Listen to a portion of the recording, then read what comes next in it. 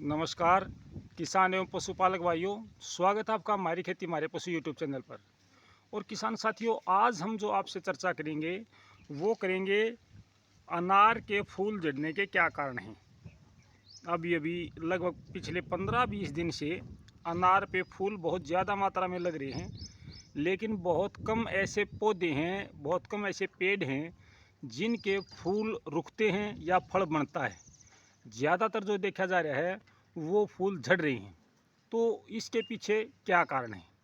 सबसे पहले तो मैं किसान भाइयों को ये बता दूं कि मैं एक राष्ट्रीय अवार्ड प्राप्त किसान हूं और मैं जो भी आपको सलाह देता हूं मेरे अपने विचार होते हैं, मेरा अपना अनुभव होता है। उसके आधार पर ही मैं आपको जो भी बातें करता हूं उसी के आधार पर करता हूं। मैं किसी भी अपनी वीडियो में जो आपसे विचार साझा करता हूं अश्लीलता या अभद्र भाषा का या किसी ऐसी चीज़ का प्रयोग नहीं करता जिससे हमारे परिवार में या किसी अन्य को किसी प्रकार की कोई ठेस पहुंचे। मैं केवल आपसे कृषि और पशुपालन की ही बात करता हूं, इसके अलावा मैं कोई बात नहीं करता हूं। और आपका जो सहयोग मुझे मिल रहा है इसके लिए मैं आपका बहुत बहुत आभारी हूं। लगातार आप मुझे सहयोग कर रहे हैं। मुझे उम्मीद है किसान साथियों कि आप आगे भी मेरे ऊपर अपनी कृपा दृष्टि बनाए रखेंगे। और अब हम बात करते हैं आज के विषय की। आज का जो विषय हमने चुना है वो चुना है अनार पर फूल झड़ने का क्या कारण है। सबसे पहला कारण तो मैं आपको ये बता दूं कि किसान साथियों, जो पौधा आपका 3 साल से छोटा है, यानी कि जिसकी आयु 3 साल की भी नहीं हुई है, ऐसे पौधों पर फल बहुत कम रुकता है। अगर आपका पौधा बीजू पौधा है यानी कि एक कलमी पौधा नहीं है तो उसमें 90% आपका फूल झड़ जाता है। दूसरा, पिछले 15-20 दिनों से जब से अनार पर फूल आने शुरू हुए हैं तब से लेकर अब तक कभी भी मौसम इसके अनुकूल हुआ ही नहीं है।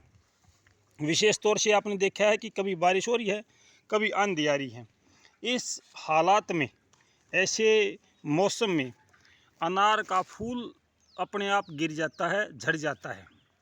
दूसरा, इसका सबसे बड़ा जो कारण मैं देख पा रहा हूँ, मेरे आसपास में मेरे पास भी किसान भाई आते हैं कि भाई हमारे अनार का जो फूल है वो अपने आप झड़ जाता है, क्या कारण है?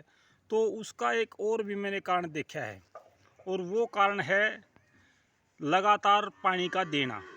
अगर आप अपने पौधों में लगातार पानी डालते हो, यानी कि उसके नीचे की जो ज़मीन है उसको गीली रखते हो, तो भी आपके पौधे का फल नहीं रुकेगा। ज़्यादातर मैंने ये भी देखा है कि हर किसान भाई ने या बाग बगीचे की बजाय आपने अपने घर पे सजावटी पौधों की तरह या अपने मनोरंजन के लिए आपने घर पे 1-2 पौधा लगा रखा है, अनार का है, अमरूद का है, इस तरीके से आपने पौधे लगा रखे हैं। और उन पौधों के नीचे हम डेली हाथ धोते हैं या कोई पानी पीने के बाद में पानी बच जाता है तो हम उसकी जड़ों में डाल देते हैं। इस प्रकार से हम बहुत ज़्यादा मात्रा में उसको नमी देते हैं जिससे पौधे के फल पर सीधा असर पड़ता है। जब तक आपके पौधे पर पूरे तरीके से फल तैयार नहीं हो जाता, मेरा मतलब है कि फूल पूरी तरीके से फल में ना बदल जाए, तब तक आप उसमें पानी ना दें। उसके बाद जब उसका फल रुक जाता है तब आप उसमें पानी दे सकते हैं, उसके बाद कोई दिक्कत नहीं आती है। जैसा कि आप स्क्रीन पर देख रहे हैं, ये मेरे पास भी एक अनार का पेड़ा है। इस पे पिछले 15-20 दिनों से फूल बहुत ज़्यादा आ रहे हैं, लेकिन वो फूल धीरे धीरे करके ज़मीन पे गिर रहे हैं। और इसका जो कारण मैं देख रहा हूँ वो मौसम की वजह से है। हालांकि इसकी ज़मीन में मैंने ज़्यादा पानी नहीं लगा रखा है, बहुत कम पानी मैं देता हूँ इसके अंदर, लेकिन ऑटोमेटिक जो हमारी मौसम अभी चला हुआ है, कभी ओलावृष्टि हो रही है, कभी तेज़ हवाएं चल रही है, कभी आंधी आ रही है और कभी बारिश भी हो रही है। तो हम तो पानी नहीं देते, लेकिन बारिश का पानी तो पौधों में आएगा ही। तो दोनों ही कारण इसको प्रभावित कर रहे हैं। एक कारण है मौसम का परिवर्तन, दूसरा कारण है इसमें पानी ज़्यादा मात्रा में आना।